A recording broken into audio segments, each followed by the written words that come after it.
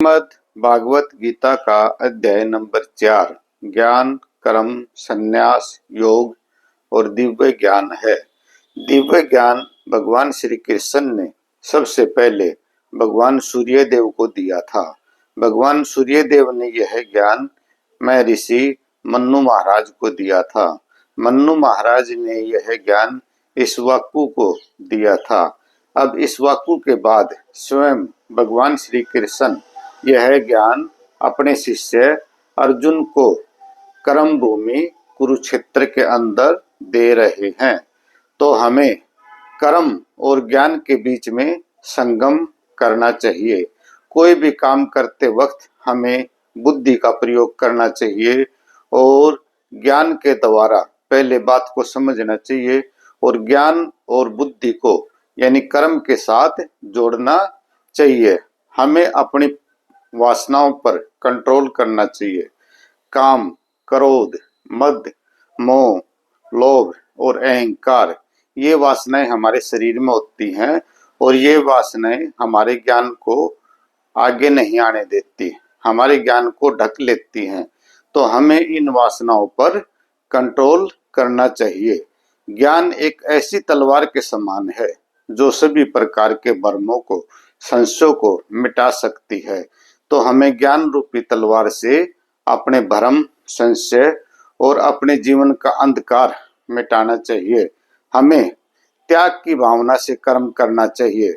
हमें निष्काम भाव से जो भी काम करें उस प्रभु को, उस परमात्मा को समर्पित करके करना चाहिए। भगवान श्री कृष्ण अर्जुन को कहते हैं कि हमें कर्म योगी बनना चाहिए।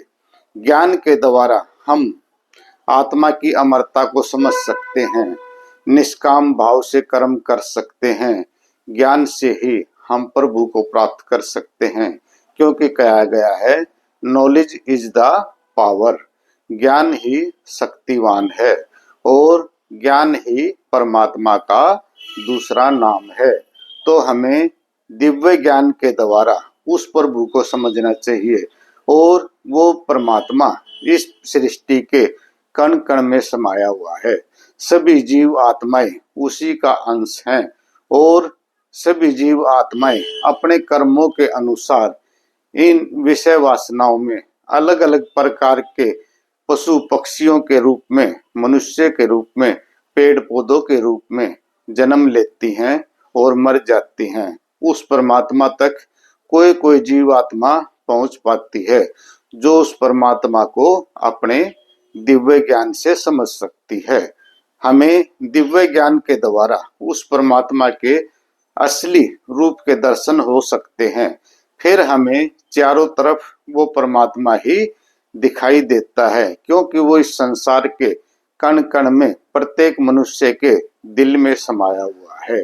वो हमें कब दिखेगा? जब हम अपनी वासनाओं को, काम वासनाओं को, क्रोध को, मोह को, लोभ को, अहंकार को और अपनी मदहोशी को त्याग देंगे।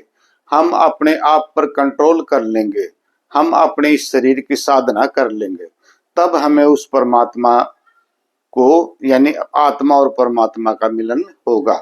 तो हमें उस परमात्मा को समझना चाहिए, अपने ज्ञान और बुद्धि को एक साथ जोड़ना चाहिए और निष्काम भाव से उस परमात्मा की को अर्पित करके हर एक कर्म करना चाहिए। हमें अपने कर्तव्य का पालन करना चाहिए, क्योंकि काम ही पूजा है। जो काम परमात्मा ने हमें सौंपा है उस काम को परमात्मा की या उस प्रभु की ड्यूटी समझ करके करना चाहिए। यही हमारा धर्म है। तो वीडियो देखने के लिए आप सभी दर्शकों का बहुत बहुत धन्यवाद। जय श्री कृष्णा, जय श्री राधे राधे। ओम नमः भगवते वासुदेवाय नमः।